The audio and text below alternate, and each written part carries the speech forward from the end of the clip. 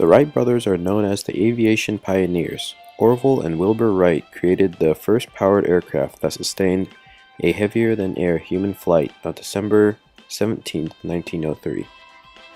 When designing their aircraft, they needed to do many mathematical calculations to succeed.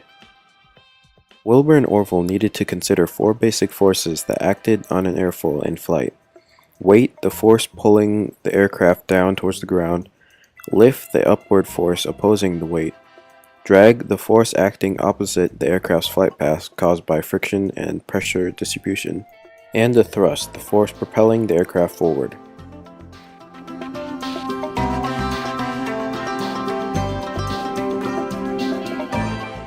Flight was achieved when the amount of lift was greater than the weight and the amount of thrust overcame the drag. When designing their aircraft, they studied earlier experiments and experimenters.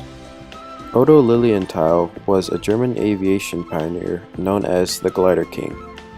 He was the first person to make a well-documented and repeated flight of a glider. Lilienthal created tables for lift for different airfoils as well as a formula for lift and drag.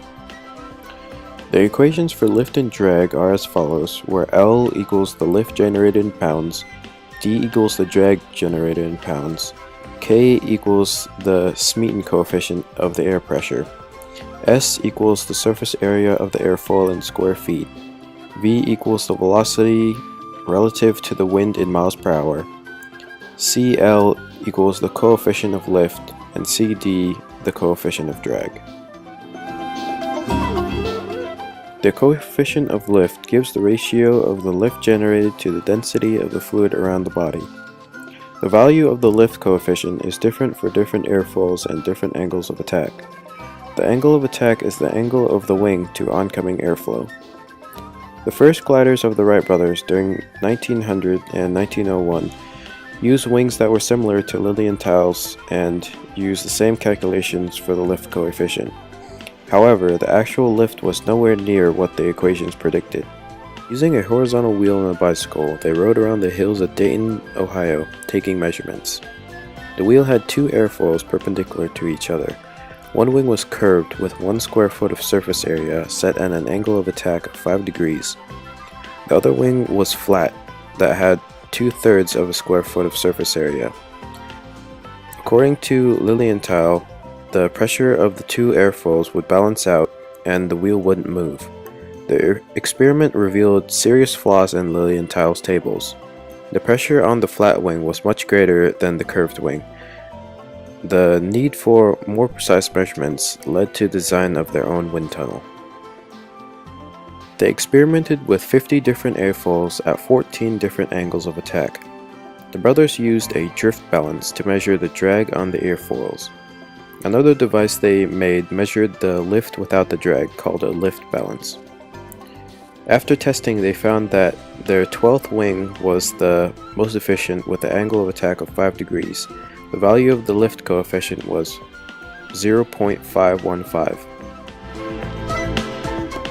Because the drag and lift are perpendicular, the tangent of the glide angle was the ratio of drag to lift.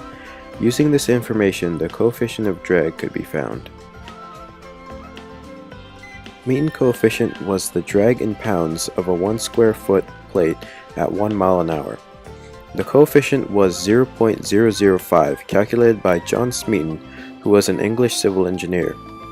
However, the coefficient was corrected by the Wright brothers to 0.0033 with their wind tunnel and balances.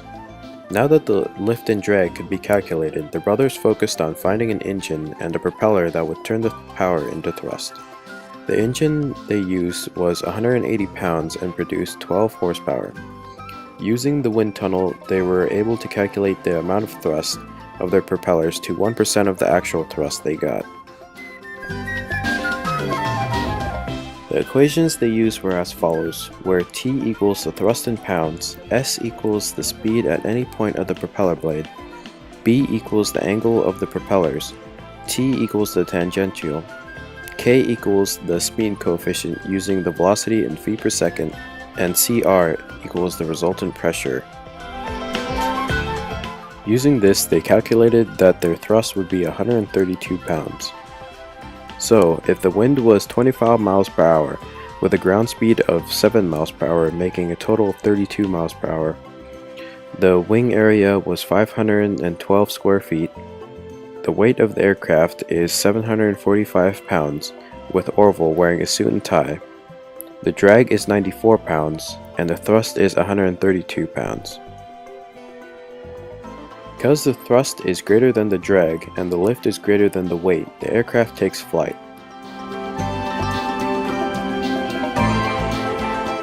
Wilbur and Orville knew that their aircraft would fly. As Wilbur wrote in a letter, one of the most gratifying features of the trials was the fact that all of our calculations were shown to have worked out with absolute exactness, unquote.